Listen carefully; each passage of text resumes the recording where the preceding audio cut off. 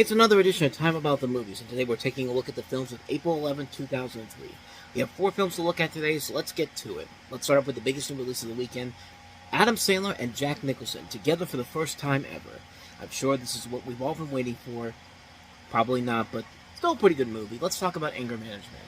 I'm Mr. Busnick's anger management therapist. Temporarily. Dr. Buddy Rydell is taking Dave Busnick. How about a kiss? I'd love a kiss. I think she's talking to me. Into the world of anger management. If you fail his program, you will spend the next year in state prison. La la la la la la la la la. Anger management. In Europe, it's not considered unusual for 3 or 4 men to share a bed. That's why I'm proud to be an American. Rated PG-13. Opens April 11th.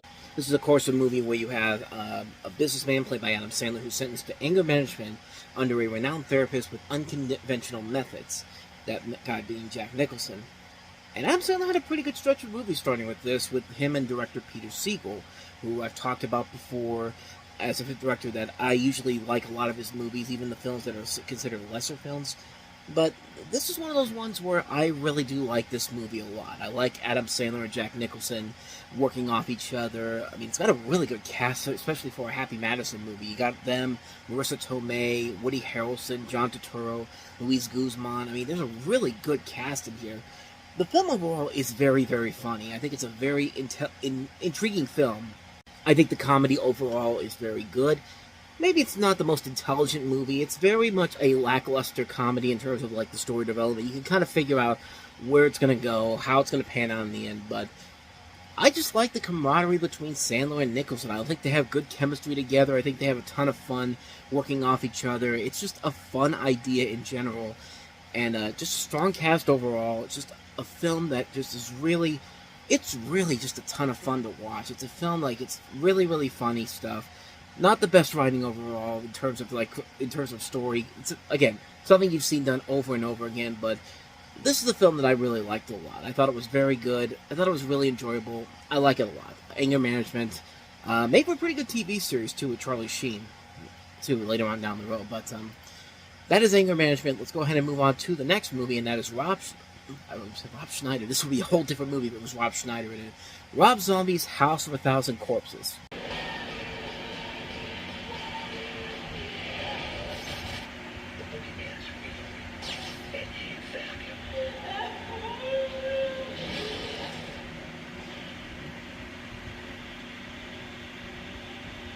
Yeah, try to imagine Rob Schneider in a movie like that. In this film, you have a group of teenagers who are kidnapped and tortured by a psychotic family during Halloween after traveling across the country to write a book. This is actually the first part of Rob Schneider's Rob Zombie's Firefly trilogy. And it was a film that went through various different studios. Like, Universal had it at one point, and then Universal basically had to, like... They basically asked Rob Zombie to tone it down, and he eventually had the project scrapped. So he took it to other studios. He essentially took it over to MGM, and MGM was going to release it, but then they refused to release it because of a controversial remark from Zombie claiming that the company had no morals for releasing the film. And then Zombie said he was going to release the film himself without the backing of a production company. And then Lionsgate picked it up, and the rest is kind of history, because the film did eventually find a following, even though it wasn't a huge hit financially and wasn't a big critical hit in particular. The thing only cost $7 million to make, and it made double that. And it did go on to have this big cult following to the point where Universal has basically said, "We're sorry. Come back to our theme park and do a Halloween Horror Nights of it, please." And of course, it's led to 2 sequels. And it's definitely a film that you could tell that Rob Zombie really took a lot of inspiration from the Texas Chainsaw Massacre and The Hills Have Eyes, the original ones, not the re-releases. But it's a film that really does show what Rob Zombie can do as a director. His last couple films as a director have not been very good. I mean, the Halloween movies, the Munsters. But this is the film that shows you what this guy can do as a director. And this and The Devil's Rejects, I think, are perfect examples of what this guy is capable of as a director. And I think he does a pretty good job handling it. I think it's a solid film, a really good black comedy horror film. It's a film that really is... It definitely shows the best of what Rob Zombie can do as a filmmaker, and you kind of wish he'd do more stuff like this, honestly. So, not much more to say about that one. That's A House of a Thousand Corpses. Let's go ahead and move on to James Cameron's first film since Titanic, and that is Ghost of the Abyss. director James Cameron is about to change the way you watch movies forever with a 3D real-life journey back to the Titanic. On April 11th, prepare for an unscripted, groundbreaking, historic motion picture event. Ghosts of the Abyss, an immersive 3D adventure. Rated G. Advanced tickets now on sale. Call 1-888-Disney-6. The real sequel to the Titanic. In a way, it's kind of true, but this is actually a documentary where James Cameron returns to the site of the wreck of the Titanic aboard the Russian research vessel Akademik Mislave Keldysh. I think I'm pronouncing that right. I could be completely wrong on that. With a team of history and marine experts and his friend Bill Paxton. Cameron and the crew document the interiors and exteriors of the wreckage using 3D technology designed for the documentary. While diving on September 11, 2001, the film crew hears about the 9/11 attacks and on the World Trade Center and the Pentagon. Afterward, they compare and reflect on the tragedy of 9/11 with the tragedy of the Titanic. So, talk about a big difference, a big coincidence that this happened on 9/11. They were doing this on 9/11. They said, let's also add in 9/11 to our movie. Why not? And made for a pretty good documentary. I'm not gonna lie. It's a movie that is really is an incredible looking film. It shows a lot of cool underwater scenes. Like, even though I saw this on a small screen, this was pretty much intended for IMAX. It's a film that really looks impressive, and they do a pretty good job of handling some of the CG to superimpose the ship's original appearance on the deep dive images in general. It's just really cool to see the wreckage that's still down there. I think it was still. I could be wrong, but I think they actually got rid of it a couple years ago. But it is cool to see them go down there and see that wreckage is still there, and it's just incredible to watch in general. It's a film that's really engaging. It's a film that's really interesting to watch. It's a movie that really is a ton of fun to watch and see how great these shots can look. I mean, these are really cool, good-looking shots underwater, which you don't think you could get.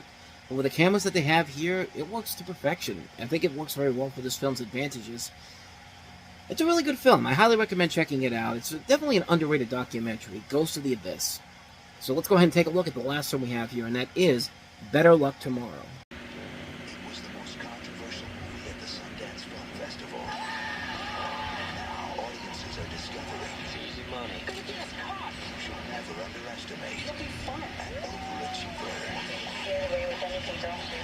You're clever enough. Better Luck Tomorrow is provocative, leaves Rolling Stone How does it feel to be famous? Better than sex. a funny, sexy, scary powerhouse. 2 big thumbs up.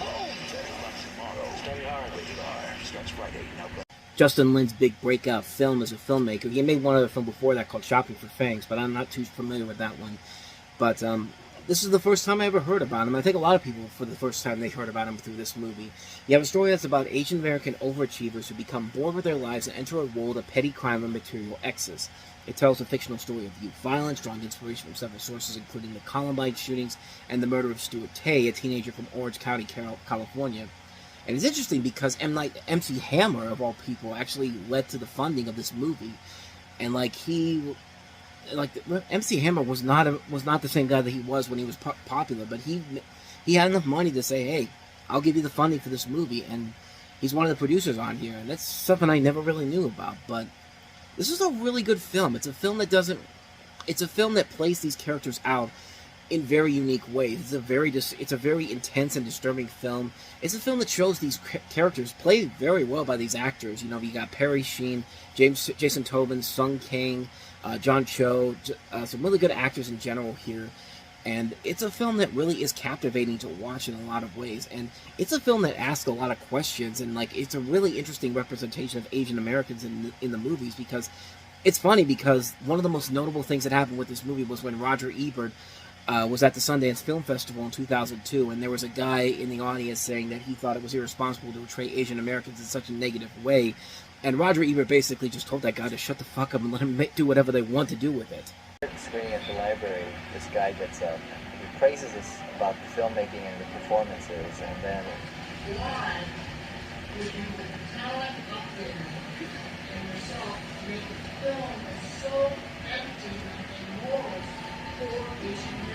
think a lot of times in films, there's not enough discourse, you know, and I think this was made for that, and it felt good to actually get that in return. This guy feels like he has the right to tell us how we are supposed to existing again. And then Roger Ebert gets What up. I find very offensive and condescending about your statement is nobody would say to a bunch of white filmmakers, how could you do this to the people? This film has the right to be about these people, and Asian American characters have the right to be whoever the hell they want to be. They do not have to represent their people. It's a historical. And that right there is why Roger Ebert's the greatest film critic ever, and nobody will ever be able to top him. And because of that, MTV eventually bought the film, and the rest is history. And the film is actually, it's a really good film, and I'm actually kind of surprised that there's a lot of connections to, of all things, the Fast and the Furious series, where you have Kang actually reprising his role from this movie into the Fast and Furious films, and it was basically seen it was basically retconned as an origin story for Han in the Fast and Furious movies, which is really incredible to think about here. And it's amazing how this small little film could lead into the Fast and Furious movies in that way, shape, or form. The ways this movie got made, man, it's just a fascinating story of how the film got made, how the film basically got the attention that it needed, and it was just a really damn good movie. It's a film that is really well done. It's really interesting material that they have in this film. It's just a film that just captivates you in so many different ways. I really like the film a lot. I think it's an underrated little gem. If you haven't seen this movie, I'd highly recommend checking it out because it is indeed worth it. Better luck tomorrow.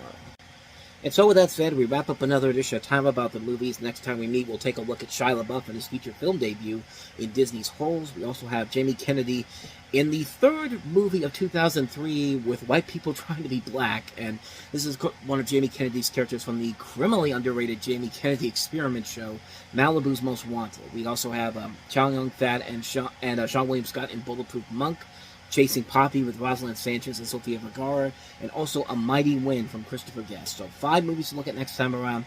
We'll delve into those on the next episode. But until then, thank you so much for watching. And if you want to see more videos like this, please hit the playlist on the next page. Check out the previous episode. And I'll see you guys next time for another episode. And also don't forget to hit the like and subscribe button if you want to see more videos like this. So with that said, thanks a lot for watching. I'll see you next time. Take care.